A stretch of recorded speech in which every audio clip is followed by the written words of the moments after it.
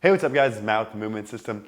In this video, I'm going to be walking through how to do a movement assessment with an elite athlete. A few weeks ago, I was in Kansas City and my friend Darius Clark reached out to me. You may recognize Darius from a recent Mr. Beast video. He has the world record vertical jump over 50 inches, and in the Mr. Beast video, he jumped higher than Tiger to touch 12 feet 3 inches. So I think it's fair to say that this is an elite athlete assessment. He has been having some knee pain and shoulder pain off and on for a while, so I went through a head-to-toe assessment to get an idea of what's going on. So in this video, let's break it down and go through how to assess an elite athlete going from hips to knees to ankles and shoulders and core and more. When someone's having knee pain, hip pain, or back pain, I like starting with an assessment of hip range of motion. I do this by laying the athlete on their back and then having them just relax. First, I check hip flexion, bringing the knee up to the chest.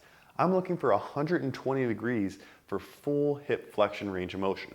And Darius looks good here. Next, I test hip internal and external rotation range of motion. First, rotate the leg toward the middle of the body while the hip and knee are bent at a 90-degree angle. This is to test hip external rotation. Typical range of motion of hip external rotation is 40+ degrees, and Darius has plenty here, at least 60 to 70 degrees. Often, limitations in flexion and external rotation go together and come from the deep hip rotators. When that's the case, I like to work on some soft tissue work of the lateral glutes, as well as holding a deep squat position, and then retest to see if you can improve range of motion. But in Darius's case, he already had full range of motion of flexion and external rotation. Going the other way, or rotating the leg out to the side, is hip internal rotation. And typical range of motion here is 30 degrees. Darius had at least 30 to 40 degrees here, so again, full range of motion. Often if hip internal rotation is limited, you'll see limited hip extension as well. And you can test that by doing the Thomas test off the edge of a box. If hip internal rotation and hip extension are limited, I like the offset stance RDL, reaching across the body and shifting the hip back to create length in the back of the hip. But in some cases like Darius, again, motion can be full and we don't need to go into that. So now we can move down the chain.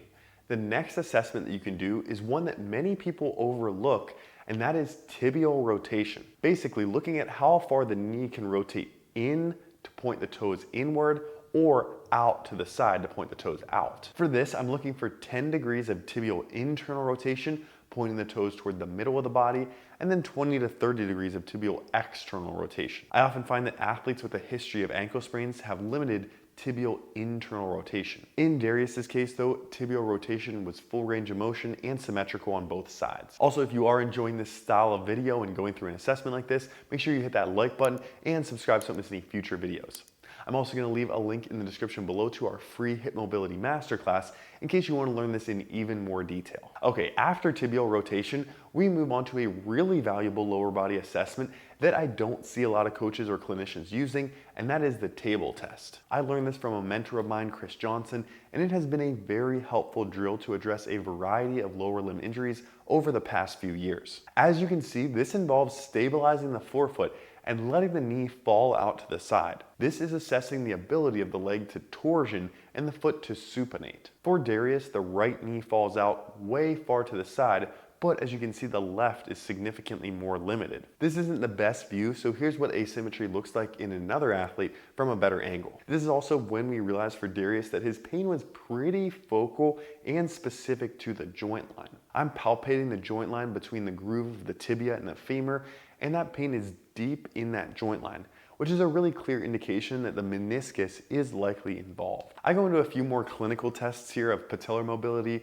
valgus and varus stress to rule some other things out, and I also go into some assessment of the foot to see how the heel bone moves in and out, which is called calcaneal inversion and eversion. It's kind of funny because as soon as I feel someone's calcaneal eversion, I can tell which leg is their plant leg for jumping. For Darius, you can see that he has way more calcaneal eversion, or the ability to kind of rotate that heel out to the side on his right foot. And then if we look back at that Mr. Beast video of Darius's world record jump attempt, you can see him plant that right foot, requiring a lot of calcaneal eversion. The other leg just kind of has to direct force upward, and it doesn't need to have that range of motion. I actually don't think that this needs to be symmetrical side to side, but if that calcaneal eversion becomes stiff or decreased from an injury, then you can work on getting it back by placing a wedge under the lateral heel while doing dorsiflexion moving the knee forward and back in a half kneeling position. Moving on with the assessment, we have a really cool trunk strength test. I think this is way better than, for example, the FMS rotary stability drill, which in my opinion doesn't really tell you very much. The oblique strength test just involves holding the opposite knee to elbow while I try to pull the athlete apart. This was actually the biggest weakness that I found with Darius. He was super strong one way, but really weak the other. This is a good indication that he has a lot of strength and coordination moving through one oblique sling, but not much moving through the opposite. And that's globally kind of testing a few different things: internal rotation through the shoulder, external oblique, opposite internal oblique, and hip flexor. We worked on some bear crawls to work on this weak link. And you can tell this was really tough for him, especially on one side. So not only did he lack some strength, but also some coordination and control of this movement. All right, to finish off the assessment, we looked at shoulder rotation range of motion. Shoulder external rotation should be 90 degrees plus, and shoulder internal rotation should be 70 degrees plus. His shoulder external rotation looked good both ways, but his shoulder internal rotation was limited on the right. It was also a lot less comfortable to internally rotate on that right. It turns out that he was throwing down a dunk a few months ago, and then the next day his shoulder stiffened up. This is a pretty good example of what I call neuroprotective tension. It's the same thing that happens if you get into a car accident and then your neck stiffens up the next day to protect you in case you get into another accident. Basically, his subscapularis, or his shoulder internal rotation muscle, stiffened up after throwing down a hard dunk into the rim to help prevent it from overstretching and getting injured if he throws down another hard dunk and jerks that arm back again too fast. Now, after about 2 months, that neuroprotective tension is no longer beneficial and we needed to get in there and address it. I did some manual work on his subscapularis to help with this. The subscapularis is that deep rotator cuff muscle between the shoulder blade and the rib cage. To get into that, you sort of need to protract the scapula and then work your thumb all the way into the armpit. It does take some time to get the technique right, but if you can find it and work into it, that's a great way to clear up some shoulder rotation symptoms. In his case, a few minutes of work improved range of motion significantly. So overall, the biggest weak link for Darius was really the meniscus. One exercise that I really like for this, for someone who's at a high level like Darius, is this heavy loaded barbell toe tap. This adds axial load to the often underwhelming traditional balance work that you'll see out there. It's a great way to challenge those co-contractions of the leg and improve stability. And this was actually a really good challenge for him. Beyond that, a lot of meniscus rehab is just good progressive strength and plyometric training.